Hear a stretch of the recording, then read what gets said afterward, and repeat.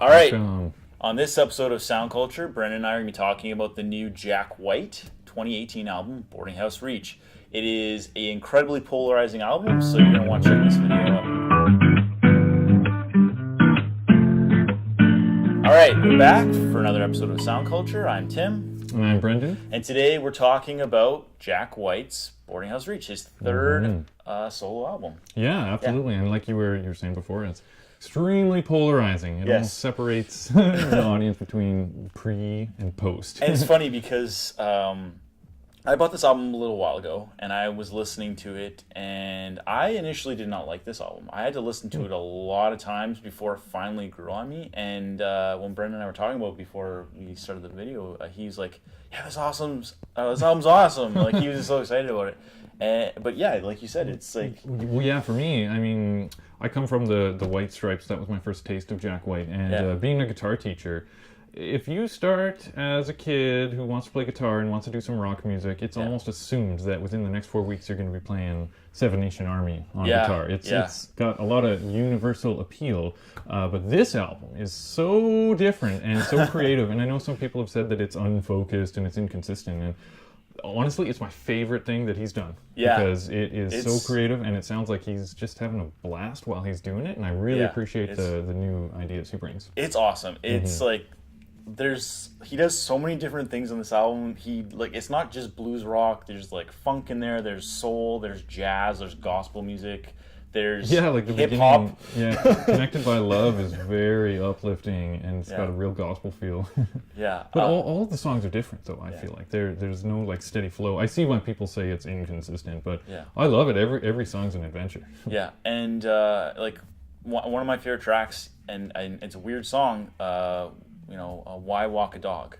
It's an absurd track, but it's just so fun to listen to, and it's just fun to hear him talk about all these things. Like, these are things, if you listen to the track, you'll be like, yeah, why would you? Yeah, I never thought about it before then. Or like, why do people get attachment to animals? Are you feeling lonely? Like, if you just listen to it, you'll see what we mean.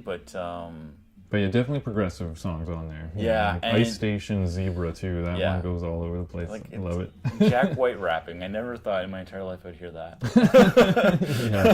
It is very progressive, and I definitely like the vintage sort of feel it had. It had some nice synth, and sounds like a vocoder in some of the songs. There's a lot of effects on there. But and the whole album was recorded in just one room. So he like locked himself into a room and decided he was going to record all these tracks over time with no help. Like, I mean, as you know, Jack White has his own label, Third Man Records. So he's a talented producer, fully capable of making an album. And this again shows he's not just limited to making blues rock. No, he's like a mad scientist, kind of working in that one isolated room. And didn't you say something about him focusing on vinyl and coming up with some new he's done some crazy ideas? things with vinyl. He's made liquid-filled vinyl. He's made scented vinyl. He's made lightning bolt vinyl, which I don't really know what that looks like. But and glow-in-the-dark vinyl, too. Like, he's all over the place.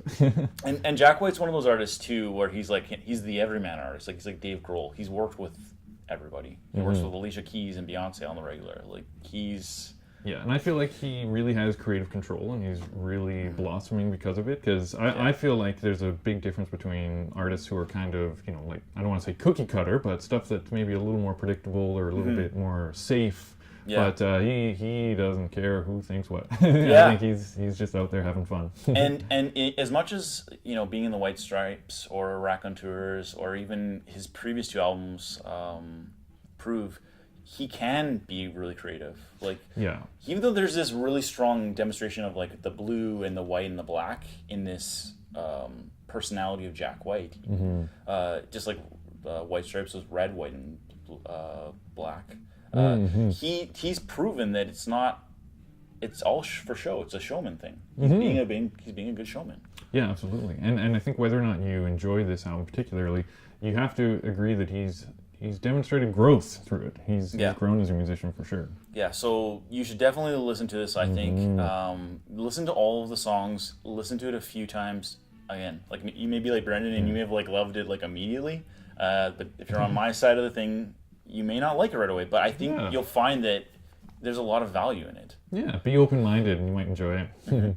And it's a concept album for sure, because it's, even though the songs are not all the same, it's self-contained. So Yeah, I'd say. Yeah, So- great album. Check it out. so that said, this has been Sound Culture. Thanks for watching. Please like and subscribe, and share the content. See you soon. Thanks for watching.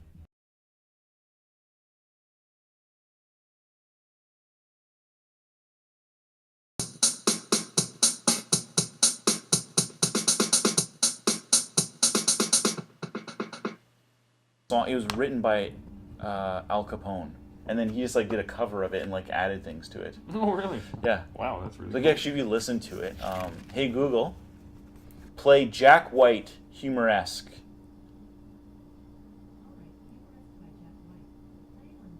It's like the very last track too. Oh.